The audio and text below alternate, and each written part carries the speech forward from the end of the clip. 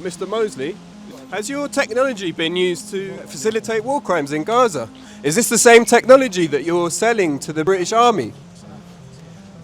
I'm in Mayfair in London, where the American tech firm Palantir, just over there, is holding a drinks reception to celebrate its £240 million contract with the Ministry of Defence. Now I can see directly into the Palantir event over there. There's people in suits, there's drinks, there's waiters. It looks quite fancy. And this contract they've got with the MOD, which they're celebrating, is hugely concerning given Palantir's involvement with the Israeli military, the full details of which are unclear. But we do know that Palantir develops AI targeting models, and Israel has its own AI targeting technology, which was used to target civilians in Gaza, which was used to facilitate killing on a mass scale. And now they're selling their wares, their battle-tested technology around the world, and it seems that the UK is one of their first customers. The American technology company Palantir has been making headlines all over the world in recent months, from the Epstein files to ICE raids in the US and Israel's genocide in Gaza. In December last year, Palantir signed a 3-year Ministry of Defence contract worth £240 million to modernise UK defence by supporting strategic, tactical and live operational decision-making in the armed forces. Palantir is known for helping organisations harness data and AI to make better decisions. For defence, that might mean being able to rapidly identify targets and what to hit them with. The wording in the UK contract sounds remarkably similar to technology Palantir has supplied to the Israeli military, which a UN expert says allows real-time battlefield data integration for automated decision-making. While Palantir has denied being involved in Lavender or Gospel, two AI systems that have been used to target Palestinians in Gaza, its CEO Alex Karp admitted some of its technology was being used by Israel's military. Your AI and your technology from Palantir kills Palestinians! Mostly terrorists, that's true. No, it's not. So when we found out Palantir was holding an event to celebrate the new contract, we put some feelers out to find out the time and location. Once we had that, we went down to see who would show up. When we arrived, we walked around the side of the building and could immediately see the Palantir logo and Ministry of Defence crest projected in the event space upstairs. Filming from another angle, we could see guests starting to arrive. Mr. Mosley, I'm Alex from Declassified UK. Has your technology been used to facilitate war crimes in Gaza? Is this the same technology that you're selling to the British Army? That was Mosley, a British businessman of aristocratic lineage. His grandfather was Oswald Mosley of the Union of British Fascists. He's the head of Palantir UK, and it's his branch of Palantir UK that will be carrying out and liaising, I guess, with the British Ministry of Defence and the British Army for this new contract. The Mosley dynasty in Britain stretches back to the 12th century, and Louis's ancestry includes landed gentry, industrialists, and of course prominent fascists. Like his grandfather Oswald Mosley, Louis started his career as a conservative politician before moving into business.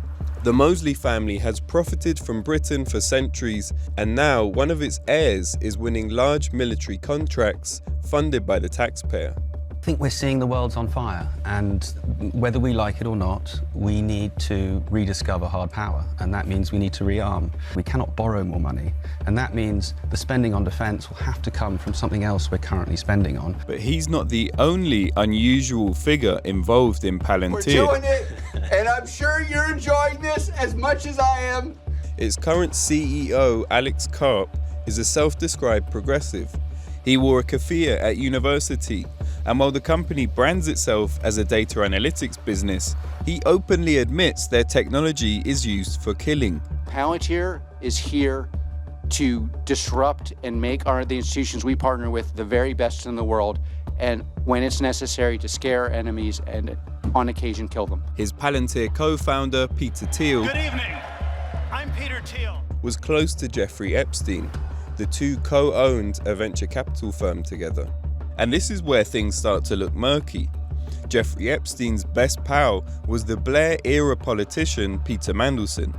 Mandelson's company, Global Counsel, was hired by Palantir as early as 2018 to lobby the UK government for contracts. And now, there is concern about whether Mandelson used his influence when UK ambassador to the US to cultivate this new partnership between Palantir and the UK government. Back in London, protesters also got wind of the event and made their thoughts about Palantir known to the event attendees. Palantir, you can't hide. We charge you with genocide. Palantir, you can't hide. Your profits are covered in Palestinian blood. So pro-Palestine protesters have now turned up at this Palantir and MOD event. Earlier we saw Louis Mosley, the head of Palantir UK, go in. We haven't yet seen any government ministers or military officials, top brass of the UK military, go in. It's quite chaotic here. It's a busy, London street. Fortnum and Masons is just behind us. So we're still waiting to see who turns up to this meeting. That evening, BAFTA was hosting several different events, including film screenings, so it was hard to know who was there for Palantir. However, we knew that we could later use facial recognition technology to identify the important figures coming out of cars. The results reveal a worrying trend, a revolving door between the Ministry of Defence and Palantir.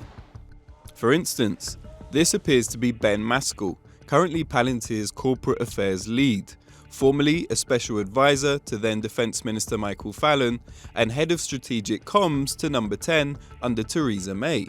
Walking next to him appears to be senior counsellor at Palantir Damien Parmenter, who was until recently one of the top civil servants in the Ministry of Defence.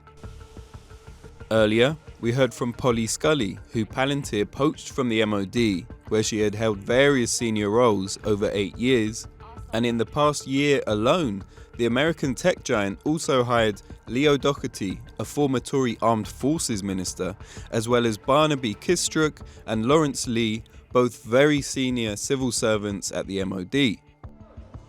A number of big names in the military tech world also turned up. This appears to be Ash Thankey, a managing director for Amazon Web Services, who previously ran the team at Amazon responsible for their relationship with the US intelligence community. Also invited were the top people at Hadean, an AI-focused weapons company, who, according to their website, are working with Palantir to bring a suite of AI products across the UK Armed Forces. Shame on you! Shame on you! Shame on you! Palantir has previously faced protests in Britain for 11 contracts they already hold in the National Health Service. The UK is an attractive prospect for Palantir. Our centralised health system with data for 65 million residents is clearly a target for them. The £244 million worth of health contracts is only superseded by the nearly £400 million that they have received from the Ministry of Defence. But this latest MOD deal is turning into a fully blown scandal for Keir Starmer, with politicians calling for the truth about Mandelson's involvement and how the contract was won. This scandal is monumental because it involves somebody in government service using his position for commercial gain. So in my experience, long experience of these scandals, what brings down presidents and prime ministers is not the original scandal, it's the cover-up.